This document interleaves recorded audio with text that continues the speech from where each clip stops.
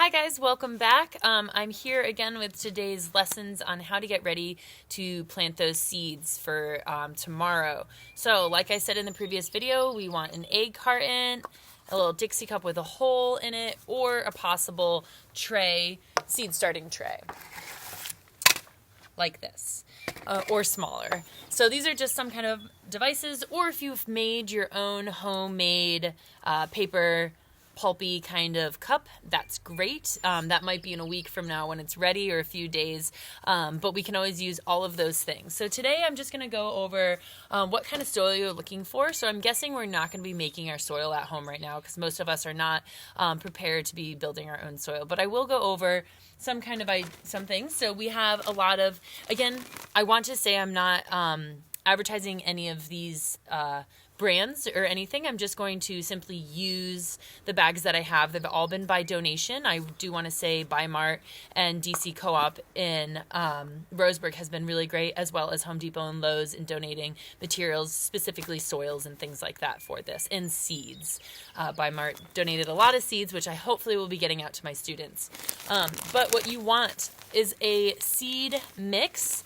And the reason why this soil is so great, if you can look at it, you look nice and close. Some of this actually has a bit of wood particles in it. So a huge part of soil for seeding right away is that you want good aeration and good drainage. So you want your seeds to have lots of space for air to breathe and water to get to them, but you don't want them sitting in too dense and rich of soil where they actually are bogged down with too many things. They're too compressed. There's not enough sunlight, because some seeds need sunlight to germinate. Other seeds do not need sunlight to germinate, and we'll go over that tomorrow. But they're going to want space to breathe, and they need some space for water to exit out of. These cardboard, whether you're using egg cartons or you're using your homemade paper mache cups, those do dry out a bit faster because the paper in them actually absorbs the water. So that's why I don't usually put holes in the bottom of these, because it does a great job of drying out anyway. You just need to spray a little bit of water on it every day. But what we're going to be doing with these, so if you have soil that's gonna hold nutrients and it's nice and fluffy and not too dense, you don't want to put compost in here right away. That's going to be something later for your plants. So we're just trying to germinate our seeds. We're not trying to grow anything too big right now. We just want them to pop out of their little seed pockets and grow up nice and strong. So we're going to fill this with soil. And if you notice, I did kind of nice and fluffy. We're not going to push it down. We don't want anything too compact and too hard. Again, we want air and water to be able to move and flow freely through here. And our egg cartons, we're going to want them really full because there's not a lot of space in here. So this doesn't leave a ton of room for the seedlings to grow up and have really mature roots. So we're going to want as much soil in these as possible. And this might be better for your leafy greens or, your leafy greens, where you might want a bigger cup like this for your beans and peas if you're going to be starting those, because those are going to have they germinate a lot faster, so they're going to dig down deep with their roots faster, and they're going to grow up tall a lot faster.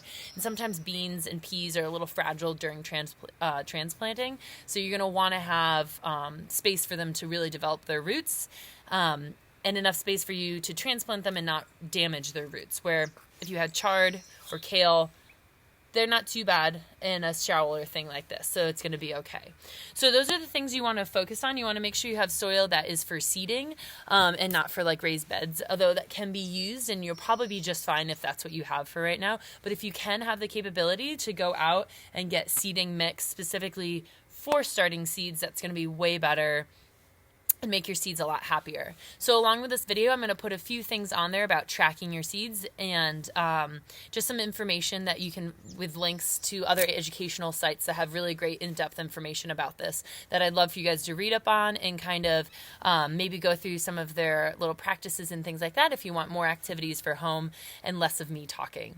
So get your stuff ready, fill your trays up with some soil, maybe moisten your soil a little bit. You don't want your soil really dry for the seeds, so not too wet, but if you have a little spray bottle, you can start spritzing your soil if it's already in your cup.